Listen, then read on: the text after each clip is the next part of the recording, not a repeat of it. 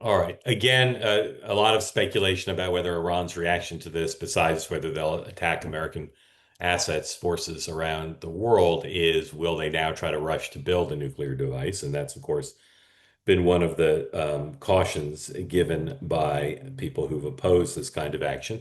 Say again, it's a mission that's been contemplated for more than 2 decades by previous American presidents. It's a mission previous American presidents considered but did not do. And partly they didn't do it because they were worried about this. David Sanger, the New York Times, wonders whether Iran will rush to build the weapon. And he knows a lot about it. Let's listen to one more Rubio bite on Face of the Nation. This is number 16, please.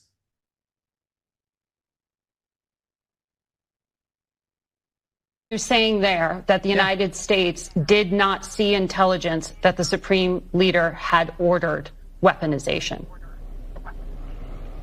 That's irrelevant. I think that question being asked in the media, that's an irrelevant question. No, they have that is everything the they need key to build point a in weapon. U.S. intelligence assessments. You know No, that. it's not. Yes, it was. No, it's that not. The political decision had not I know been that better made. than you know that, and I know that that's not the case. But You don't I'm know- asking you you don't whether know the what you're order talking was about. given. And the people who say that, it doesn't matter if the order was given. They have everything they need to build nuclear weapons. Why would you bury things in a mountain, 300 feet under the ground? Right. Why would you bury why do they have 60% enriched uranium?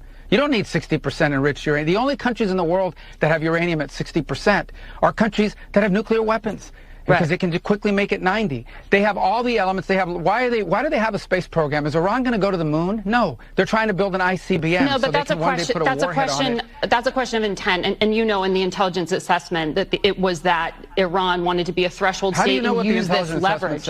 I'm talking about the public March assessment, and that's why I was asking you if you know something more from March. But that's also an inaccurate representation of it. That's an accurate representation of it. That's not how intelligence is read. That's not how intelligence is used. Here's what the whole world knows. Forget about intelligence. What the IAEA knows. They are enriching uranium well beyond anything you need for a civil nuclear program. So why would you enrich uranium at 60%? Right. If you don't intend to one day use it to take it to 90 and build a weapon. Right. Why are you developing ICBMs? Why do you have 8,000 short-range missiles and 2,000 to 3,000 long mid-range missiles that you continue to develop?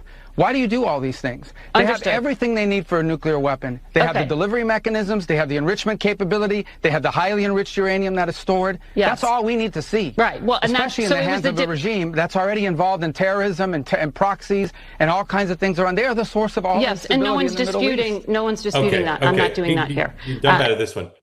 One more, and then we'll get to our guests.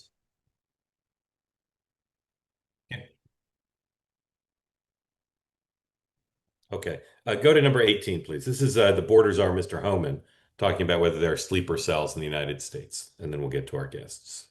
Assess that issue particularly. How many Iranians are in the country that are in sleeper cells trying to do bad to America right now? Well, look, you and I have talked about this many times. I said the last 4 years, my biggest concern was this open border was the biggest national security vulnerability this country's ever seen. So I pulled numbers this morning just from a CBP under Joe Biden. There was 1,272 nationals of Iran released in the country between OFO and the Border Patrol. And you compare that to the Trump administration, zero. Right, zero releases. And right now, because of President Trump's leadership, we have the most secure border in my lifetime, most secure border in the history of this nation. So we have a secure border. That was President Trump's big win on securing this nation. So we're not releasing people in this country. Special interest aliens aren't crossing that border undetected. But under Joe Biden, we had over 10 million people cross that border. But my biggest concern from day one, beyond the fentanyl, beyond the sex trafficking of women and children, were the 2 million known gotaways. Over 2 million people crossed that border.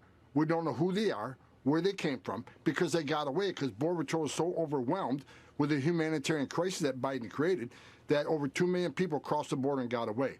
That is my biggest concern, and that's what created the biggest national security vulnerability this country's ever seen.